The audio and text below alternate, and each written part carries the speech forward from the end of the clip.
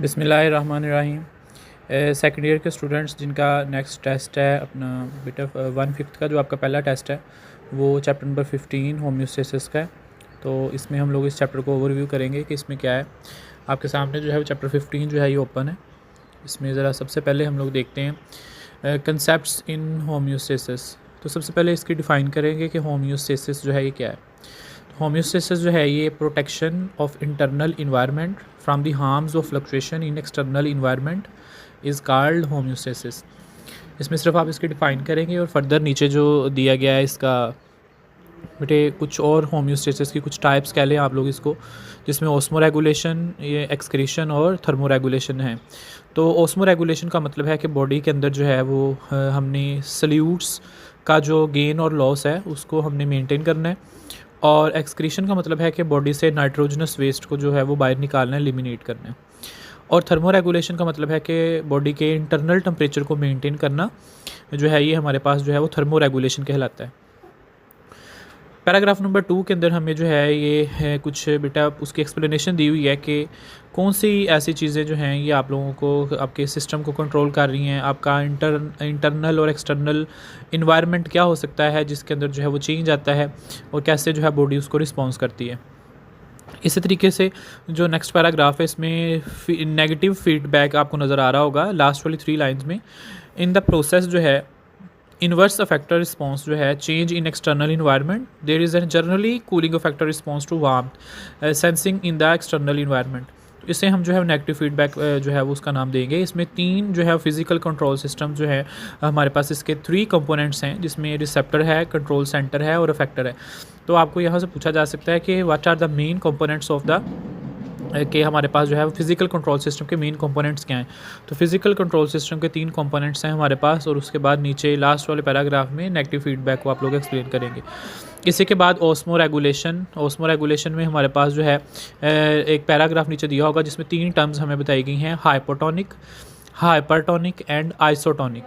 Hypotonic एक ऐसा environment है कि जिसमें हमारे पास इंटरनल जो सेल है वो ट्रस्ड हो जाता है, क्योंकि जितना भी सराउंडिंग से वाटर है वो आपके सेल के अंदर मुंतकिल हो जाता है, क्योंकि सेल के इनसाइड सोल्यूट की कंसंट्रेशन जो है वो हाई होती है और आउटसाइड जो है वो सॉल्वेंट की कंसंट्रेशन ज़्यादा है, जिसकी वजह से मोस्टली पानी जो है वो सेल के अंदर एंटर हो जाएगा, सेल स्वेल करके ट्रस्ड हो जाएगा। अल्टीमेटली द हाइपरटोनिक इन्वायरमेंट के अंदर जो है वो एक्सटर्नल इन्वायरमेंट जो है वो हमारा मोर जो है वो सल्यूट उसमें शामिल होता है, जिसकी वजह से सारा पानी जो है वो सेल की इनसाइड से सेल से बाहर निकल जाता है, सेल अल्टीमेटली श्रिंक कर जाता है। और आइसोटोनिक कंडीशन एक ऐसी कंडीशन है जिसमें दोनों सिचुएशंस के अंदर जो है वो इंटरनल और एक्सटर्नल दोनों इन्वायरमेंट के अंदर जो है वो सेम जो है वो हमारे पास कह लो कि गेन और लॉस वाटर का रहता है। इसी तरीके से नीचे हमें ऑस्मो रेगुलेशन इन प्लांट्स में 3 टर्म्स नज़र आती हैं, हाइड्रोफाइट्स, मीजोफाइट्स एंड जीरोफिटिक्स। हाइड्रोफाइट्स बेटे ऐसे प्लांट होते हैं जो कि हमारे पास कह लो कि फ्रेश वाटर में पाए जाते हैं। इनके लीव्स का सरफेस एरिया बहुत ज़्यादा होता है, जिसकी वजह से बहुत सारे स्टोमेटा इनकी अपर साइड पर प्रेजेंट है, जो कि अल्टीमेटली बहुत सारे पानी को एवेपोरेट करते रहते हैं और पौधा जो है वो फिर इस तरह के इन्वायरमेंट को फेस करता है। मीजोफिटिक प्लांट्स के अंदर जो है वो मॉडरेट वाटर अवेलेबिलिटी होती है, इंसफिशिएंट सप्लाई ऑफ वाटर स्टोमेटा होती है, ओपन रहते हैं, उसको जो है प्रमोट करते हैं एक्सेस वाटर को। स्टोमेटा जो है वो रिस्ट्रिक्टेड सप्लाई अगर वाटर की हो जाए तो वो क्लोज भी हो सकते हैं, जैसे ब्रासिका, रोज़ और मैंगो वगैरह के प्लांट्स हैं हमें इसमें नज़र आते हैं। फिर उसके बाद जीरोफिटिक प्लांट्स ऐसे प्लांट्स हैं कि जिनमें ट्रांसपरेशन का रेट जो है ये रिड्यूस होता है और मींस कि इनके जो इनके जो लीव्स हैं वो काफ़ी थिक हैं और इनमें जो सरफेस एरिया है वो बहुत रिड्यूस्ड होता है इनका वाटर के लॉस के लिए। इनकी जो स्टेम है वो थिक जो है वैक्सी और लेदरी पाई जाती है। इसकी वजह से जो है ये कम्प्लीटली जो है वो कह लो कि शेडी प्लेसेस के अंदर जो है वो रहना पसंद करते हैं, लेकिन इनको धूप का सामना होता है, जैसे कैक्टस वगैरह के प्लांट हैं, तो ये इसमें आ जाते हैं। उसके बाद बेटे हमारे पास 2 टर्म्स हैं जो डिफरेंस में आ सकती हैं, वो difference between osmo conformers and osmo regulators. Osmo conformers जो है इसकी डिफाइन आपको मिलेगी और उसके नीचे जो है वो ऑस्मो रेगुलेशन, ये सेम एज आप लोग इसको जो है वो डिफरेंस में लिख सकते हैं। जो हमारा इस चैप्टर का पहला मेन लॉन्ग क्वेश्चन स्टार्ट है वो यहाँ से है, osmo regulation in different environments में मेरीन और फ्रेश वाटर। इसमें आपको इसका जो है वो पूछा जा सकता है कि right a detail note on marine and fresh water osmo regulation in different environments के अकॉर्डिंग। तो मेरीन इन्वायरमेंट में सबसे पहले चलते हैं। मेरीन में जो है वो हमारे पास इन्वर्टिब्रेट्स जो हैं ये ऑस्मो कन्फर्मर्स हैं, मतलब कि अपनी बॉडी के अंदर रेगुलेशन नहीं कर सकते वाटर के लिए और सॉल्यूट्स के लिए। इसमें जो सबसे इम्पोर्टेंट वर्टिब्रेट्स हैं वो हैग फिशेज़ जो हैं वो आइसोटोनिक इन्वायरमेंट में सराउंडिंग इन्वायरमेंट के अकॉर्डिंग रहती हैं, और कार्टिलेजियस फिशेज़ की कुछ एग्जांपल दी गई हैं। इनकी बॉडी के अंदर बहुत सारी अमाउंट के अंदर जो है वो साल्ट एंटर होता रहता है, और ऐसा क्या अडाप्टेशन इनकी बॉडी के अंदर जिसकी वजह से ये एक्सेस अमाउंट में साल्ट जो है उसको एक्सक्रीट कर सकते हैं अपने जिस्म से। तो इनमें रेक्टल ग्लैंड्स पाए जाते हैं, किडनीज़ पाई जाती हैं, जो कि इनकी बॉडी के अंदर जो एक्सेस अमाउंट में बनने वाला साल्ट है उसको एक्सक्रीट करते रहते हैं। और इसी तरीके से इनके बॉडी के अंदर जो है वो यूरिया है वो कन्वर्ट होता है, उसको कन्वर्ट किया जाता है, क्योंकि यूरिया जो है वो अगर हाई कंसनट्रेशन में पाया जाए बॉडी में तो वो हार्मफुल होगा, तो इसलिए उसको वो कन्वर्ट करते हैं ट्राई मिथाइल ऑक्साइड के अंदर, मतलब TMO में। तो यहाँ पे TMO में कन्वर्ट करते हैं, जो कि एक लेस हार्मफुल है दैन यूरिया। ये लार्ज अमाउंट के अंदर वाटर को ड्रिंक करते हैं और एक्सक्रीट करते हैं कंसनट्रेटेड यूरिन को, मतलब कि बहुत गाढ़ा जो है ये यूरिन एक्सक्रीट करते हैं, ताकि जो है resulting in maximum water excretion हो सके, साल्ट एक्सक्रीशन हो सके, इनकी बॉडी से साल्ट बाहर जा सके और बॉडी के अंदर जो है वो ज़्यादा से ज़्यादा पानी को बचाया जा सके। इसी तरीके से हमारे पास जो है वो फ्रेश वाटर ऑर्गेनिजम्स हैं, जिसमें जो है वो पैरामीशियम वगैरह की एग्जांपल हमें मिलती है, जिनकी बॉडी के अंदर कॉन्ट्रैक्टाइल वैक्यूल होता है, जो ज़्यादा अमाउंट में पानी जो है उसको एक्सक्रीट करने में इनकी हेल्प करता है। तो उसके बाद बेटे लास्ट पे टेरेस्ट्रियल इन्वायरमेंट में ये अलहदा से भी लॉन्ग क्वेश्चन हमें आ सकता है कि टेरेस्ट्रियल इन्वायरमेंट की मॉडिफिकेशंस क्या हैं। टेरेस्ट्रियल मीन ये ऐसा इन्वायरमेंट है जहाँ पे खुश्की है, बाहर के माहौल के अंदर जो है वो पौधे जो है इनको जो जानदार है इन्हें डिहाइड्रेशन का सामना होता है। तो इसमें सबसे इंपॉर्टेंट जो टर्म हमें शॉर्ट में आती है वो है जी एनहाइड्रोबायोसिस, जिसमें ऐसे ऑर्गेनिज्म जो हाई टेम्परेचर पर रहते हों और पानी की कमी को बहुत बर्दाश्त करने के काबिल हों, उसे एनहाइड्रोबायोसिस का कह देते हैं। जैसे कैंगरू रैट इसकी एग्जांपल है। ये जानदार ऐसी खुराक खाते हैं जो कि कार्बोहाइड्रेट्स पर मुश्तमिल हो, जैसे सीड्स वगैरह है, ताकि इनकी बॉडी हाइड्रेट रह सके। एक्सक्रीशन नीचे टॉपिक हमें नज़र आ रहा है, एक्सक्रीशन इन प्लांट्स। ये topic actually excretion in plant होगा आपकी बुक के ऊपर। एक्सक्रीशन इन प्लांट ये लॉन्ग क्वेश्चन है कि पौधे एक्सक्रीशन किस तरह से करते हैं। तो बेटे पौधों में एक्सक्रीशन जो है वो उनके लिए मोस्टली जो है वो कार्बन डाइऑक्साइड और वाटर के ज़रिए जो है वो एक्सक्रीशन होती है उनकी बॉडी में। तो मोस्टली जब ये जो कार्बन डाइऑक्साइड और वाटर है इसको एज ए इनटेक के तौर पे लेते हैं फोटोसिंथेसिस में। ये तो इस्तेमाल हो गया प्लांट्स के लिए, लेकिन जब ये अपनी बॉडी से ऑक्सीजन को निकालते हैं तो इनकी बॉडी के अंदर एक्सक्रीशन जो ऑक्सीजन है वो एज अ वेस्ट बन रही होती है, जो अपने जिस्म से ही निकालते हैं। तो पहला मैकेनिज्म ये है। फिर उसके बाद बेटा इनके अंदर लार्ज अमाउंट के अंदर वैक्यूल्स पाए जाते हैं। वो वैक्यूल जो हैं इनकी बॉडी के अंदर हमने पढ़ा था कि काफ़ी सारी अमाउंट के अंदर जो है वो एक्स्ट्रा अमाउंट जो इनकी बॉडी में एक्सक्रीशन होती है उसको स्टोर कर सकते हैं। तो वैक्यूल एज एक्ट कर रहे हैं यहाँ पे चीज़ों को स्टोर करने में। क्रिस्टल फार्मेशन हो जाती है वैक्यूल के अंदर। फिर उसके बाद कुछ प्लांट जो हैं वो अपने पत्तों को शेड ऑफ कर देते हैं सीजनल टाइम के अंदर, जैसे ऑटम के अंदर इसे एक्सक्रीटोफोर कहते हैं। ये येलोविंग ऑफ लीफ हो जाना जो है ये उनके अंदर ये अलामत होती है कि ये अपनी बॉडी के अंदर जो है वो वेस्ट वगैरह को इकट्ठा कर रहे हैं, डंप कर रहे हैं, और जिसकी वजह से उसको बाद में जो है वो अपने जिस्म से निकाल रहे हैं। लास्ट में हमारे पास टर्म है ई बोनी की। जब जैसे जैसे प्लांट्स जो हैं वो ग्रोथ वाइज बढ़ते हैं, उनकी विड्थ बढ़ती है, तो उनमें सेकेंडरी ग्रोथ वगैरह हो रही होती है, तो उनमें जो है कुछ रिंग्स बनती हैं एनुअली। कुछ रिंग्स जो हैं उसमें बहुत ब्लैक होती हैं, और उनमें जो ये रिंग का स्ट्रक्चर है जो ब्लैकिश हो जाना है, एक्चुअली ओल्ड हमारे पास जाइलम सेल्स होते हैं जो फर्दर अब रिस्पॉन्सिबल नहीं होते वाटर कंडक्शन के लिए, और ये अपनी बॉडी के अंदर अपने अंदर काफ़ी सारी अमाउंट के अंदर जो है वो कह लो कि वेस्ट वगैरह को इकट्ठा कर लेते हैं, और जिसकी वजह से वो कलर ब्लैक हो जाता है, इसे ही बोनी कहा जाता है। कुछ प्लांट्स के अंदर जो है वो रूट्स की शक्ल में भी जो है वो एक्सक्रीशन होती है। वो रूट्स के साथ छोटी सी रूट नड्यूल बनाते हैं, वो नड्यूल कट हो जाती है, जिस तरीके से अपनी बॉडी से जो है मेटाबॉलिक वेस्ट को निकाल लेते हैं। उसके बाद बेटे नीचे टॉपिक है हमारे पास एक्सक्रीशन इन एनिमल्स। जो आपको सामने नज़र आ रहा है ये एक्सक्रीशन इन एनिमल है। एक्सक्रीशन इन एनिमल में पहले पैराग्राफ में आप लोग पढ़ोगे तो आप लोगों को सारा इसमें यूरिया साइकिल का थोड़ा बहुत जो है वो व्यू मिलेगा कि हमारे पास जानदारों के अंदर एक्सक्रीशन जो है वो किस तरीके से। फिर उसके बाद हमें जो है इसमें मेजर हमें जो क्वेश्चन आ सकता है कि हमारी बॉडी के अंदर मेजर मेटाबॉलिक वेस्ट कौन से होते हैं, जैसे अमोनिया, यूरिया और यूरिक एसिड। ये आपको नज़र आ रहा होगा हाईलाइट किया हुआ। इनकी फर्दर लोअर क्वांटिटीज़ जो है वो नाइट्रोजन की, जैसे क्रिटेनाइन, ट्राईमिथाइल ऑक्साइड की बहुत सारी अमाउंट के अंदर बनती हैं। स्मॉल क्वांटिटीज़ जो हैं वो माइनो एसिड की, जैसे प्यूरिन्स, पायरामाइडीन्स हैं। मेटाबॉलिक कुछ प्यूरिन्स और पायरामाइडीन्स की बेसिस जो हैं वो हाइपोक्सैंथिन है, यूरिक एसिड है, एलिटिनोन, यूरिया एंड अमोनिया है। तो ये हमारी बॉडी के अंदर बनने वाली कुछ जो है लो मेटाबॉलिक वेस्ट हैं जो हमारे जिस्म में बनता है, और इसको जिस्म से निकालना जो है बहुत ज़रूरी होता है। फिर उसके बाद बेटे हमारे पास जो है वो नीचे आपको डायग्राम में दो स्ट्रक्चर नज़र आ रहे होंगे, structure of urea and uric acid. तो ये यूरिया और यूरिक एसिड का स्ट्रक्चर हम लोग जो है वो इसको फार्मूला के तौर पर ड्रा करेंगे। Nature of excretory product relation to habitat, ये लॉन्ग क्वेश्चन है। यहाँ पे जो आपको यूरिया साइकिल नज़र आ रहा होगा, ये urea cycle as a short में भी पूछा जा सकता है, जिसमें यूरिया की बताया हुआ है कि कैसे ये कन्वर्ट होता है, ये सारा आपको मिलेगा। उसके बाद नीचे कुछ MCQs हैं पैराग्राफ नंबर 2 के अंदर कि कितने अमाउंट के अंदर पानी हम लोग पिएंगे और कितना यूरिया जो है आपके जिस्म से एलिमिनेट होगा। ये सिंपल आप लोग इसको रीड कर सकते हैं। फिर उसके बाद नीचे जो है वो हमें 3 टर्म्स नज़र आ रही होंगी, अमीनोटैलिक, यूरियोटैलिक और यूरिकोटैलिक। जो जानदार अमोनिया एक्सक्रीट करते हैं वो अमीनोटैलिक कहलाएंगे, जो यूरिया एक्सक्रीट करेंगे वो यूरिकोटैलिक कहलाएंगे, और जो है यूरिक एसिड को करेंगे वो यूरिकोटैलिक कहलाएंगे। तो ये आप लोग इसी तरीके से इनकी टर्म्स को डिफाइन कर सकते हैं। एक्सक्रीशन इन हाइड्रा के पास कोई स्पेशलाइज्ड ऑर्गन नहीं होते हैं, ये अपनी बॉडी के अंदर जो है वो डिफ्यूजन वगैरह के ज़रिए जो है वो अपने जिस्म से एक्सक्रीशन को निकालते हैं। फिर एक्सक्रीशन इन प्लेन एरिया और अर्थवर्म हमें एक्चुअली लॉन्ग में ये दे सकते हैं। आपको नज़र आ रहे हो कि 2 टॉपिक मैंने आपके सामने ओपन किए हैं, प्लेन एरिया और ये अर्थवर्म। प्लेन एरिया जो है ये हमें पता है ये फ्लैटवर्म है, प्लेटीहेलमिन्थेस से बिलोंग करता है। इनके अंदर जो स्पेसिफिक स्ट्रक्चर्स एक्सक्रीटरी सिस्टम के हैं, they are known as a protonephridium. Protonephridium क्या है? Protonephridium is a network of close tubules with internal openings जो हैं इनके अंदर प्रेजेंट होती हैं। उसके बाद इनके अंदर ब्रांचिंग सिस्टम जो है पाया जाता है, जो इनके स्पेसिफिक सेल्स हैं एक्सक्रीशन के, उसे फ्लेम सेल्स कहते हैं। फ्लेम सेल्स रिस्पॉन्सिबल हैं इनके बॉडी के अंदर एक्सक्रीशन करवाने के। इंटरस्टिशियल फ्लूइड को ये लेके आते हैं और ये बीट करते हैं, इनके अंदर सीलिया होते हैं। सीलिया की बीटिंग की वजह से इनकी बॉडी से जो है वो एक्सेस अमाउंट के अंदर नाइट्रोजनस वेस्ट जो है वो एलिमिनेट हो जाता है, और फर्दर जो जिस्म में पाई जाने वाली जो चीज़ें इन्होंने एब्जॉर्ब करनी है वो जिस्म में बाकी चली जाती हैं। तो नीचे डिफरेंस आपको शॉर्ट क्वेश्चन भी आ सकता है कि व्हाट इज़ फ्लेम सेल, और उसका स्ट्रक्चर ड्रा करें तो ये आपको डायग्राम इसकी फ्लेम सेल की नज़र आ रही होगी नीचे।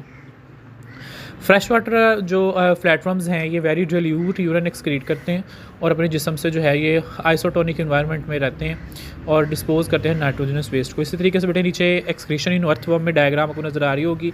अर्थवर्म जो है ये भी एग्जांपल है हमारे पास ट्यूबुलर एक्सक्रीटरी सिस्टम्स की, जिसमें मेटानेफ्रीडिया पाए जाते हैं।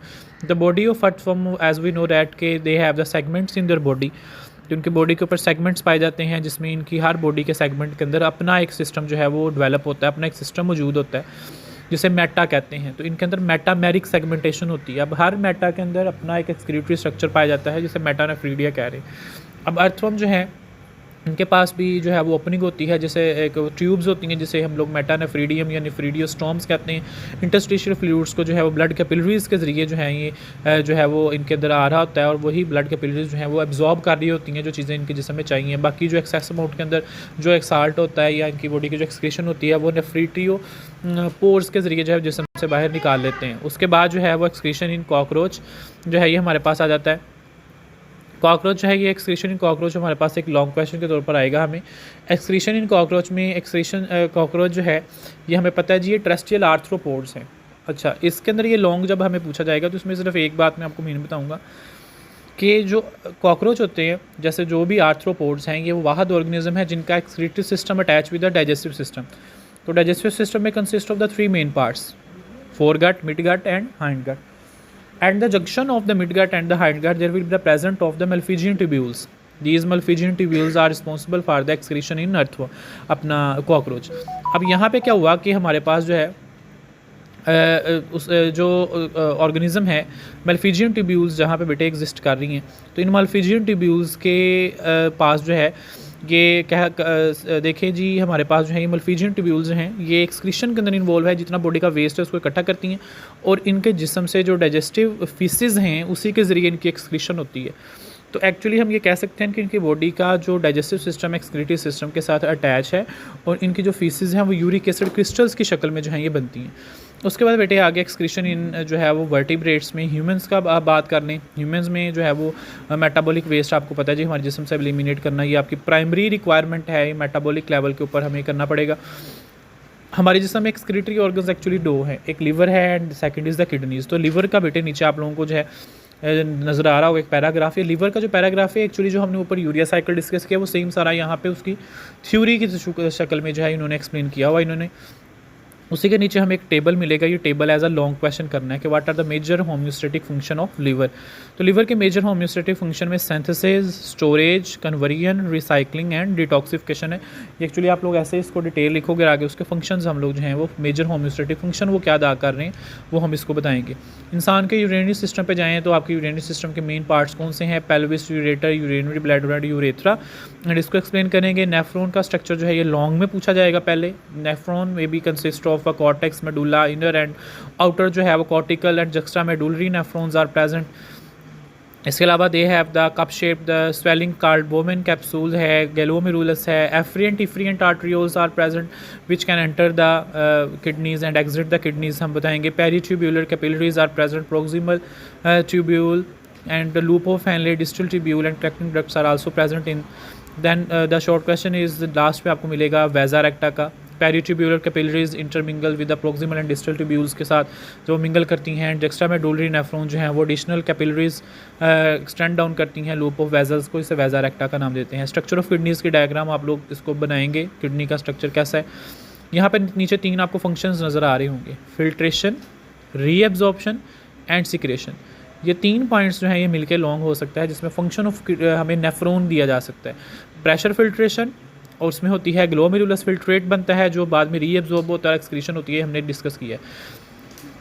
बहुत इंपॉर्टेंट जो लॉन्ग क्वेश्चन है वो कंसंट्रेशन ऑफ एक्सक्रीटरी प्रोडक्ट आपको नज़र आ रहा होगा कि एक्सक्रीटरी प्रोडक्ट जो है उसकी कंसंट्रेशन को कैसे रेगुलेट, जिसम आपकी बॉडी में किडनीज जो है उनके अंदर क्या मैकेनिज्म है कि वो हाइपोटोनिक और आइसोटोनिक अपना हाइपरटोनिक यूरिन एक्सक्रीट करती हैं। हमारी बॉडी के अंदर 2 तरह के मैकेनिज्म यहाँ पे चलते हैं, एक है जी counter current multiplier and second one is the controlled by the hormone which is known as the ADH. आपको नीचे नज़र आ रहा होगा एडीएच का रोल जो है वो एल्डोस्टेरोन एडर्नल कॉर्टेक्स से जो है ये एक्सक्रीट होता है, और आपके पोस्टीरियर पेचूटरी लूब्स जो हैं ये एक्ट करती हैं एक्टिवली ट्रांसपोर्ट करने में वाटर को। बेटे ये दोनों पॉइंट्स आप लोग करोगे, काउंटर करंट मल्टीप्लायर और हार्मोनल मैकेनिज्म में एडीएच का रोल। ऊपर डायग्राम बनी हुई होगी एक, इसमें कंप्लीट स्ट्रक्चर जो है वो हमें नेफ्रॉन की supply with the blood supply के साथ जो है वो एक्सप्लेन की हुई है। किडनीज़ का ऑस्मो रेगुलेटरी रोल जो है ये हमें इसका कहलाता है। किडनी की प्रॉब्लम्स क्या, सबसे पहले किडनी स्टोन है कि गुर्दे की पथरी के अंदर हाइपर कैल्सीमिया, हाइपर ऑक्जेलेरिया, कैल्शियम का लेवल ज़्यादा हो जाना, ऑक्जालेट का लेवल बॉडी के अंदर ज़्यादा हो जाना, उसकी वजह से हो सकती हैं। नीचे आप लोगों को बताया हुआ होगा कि कितने % जो है वो ऑक्जालेट का और कैल्शियम का कितने % जो है वो रोल है किडनी स्टोन्स के अंदर।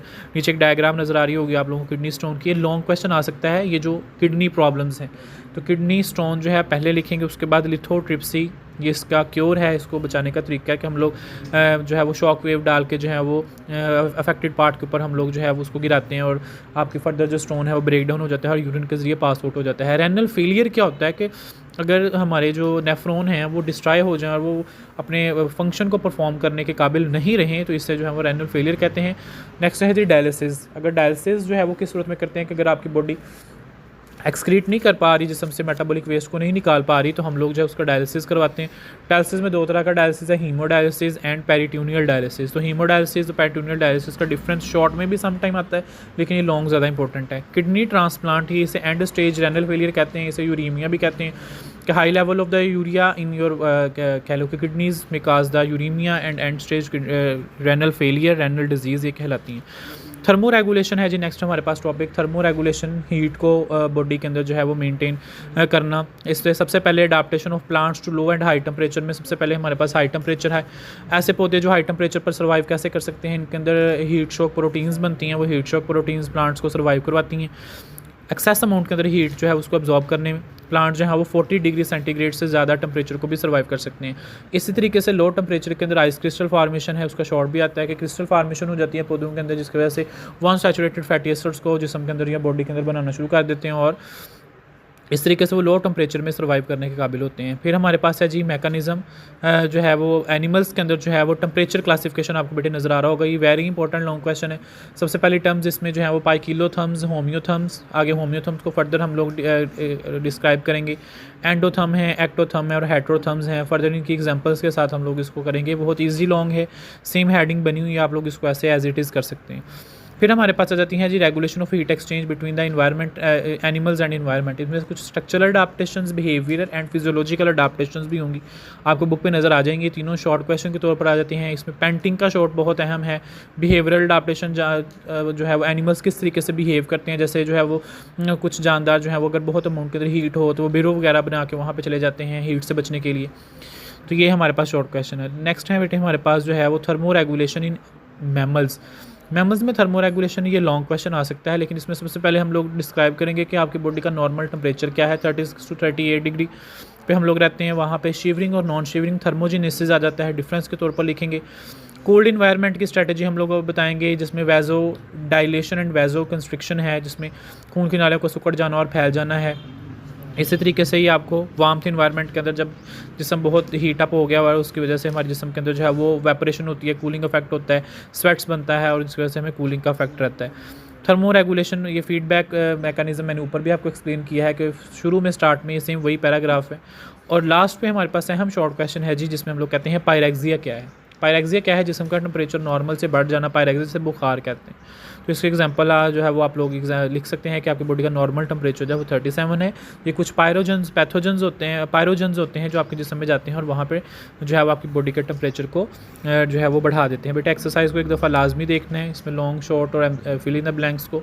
ये जो सेकंड ईयर के बी ग्रुप के स्टूडेंट्स जिनका 1/5 का फर्स्ट टेस्ट है वो चैप्टर 15 का है। तो बेटा ये आप लोगों का चैप्टर 15 आपको पता है जी पेयर है इसका 21 के साथ। इसको मैंने आपको बता दिया, पूरा एक्सप्लेन किया है कि कोशिश की है कि आप लोगों को इसकी समझ लग जाए। चले जी मिलते हैं नेक्स्ट लेक्चर के अंदर। अल्लाह हाफ़िज़ बेटे।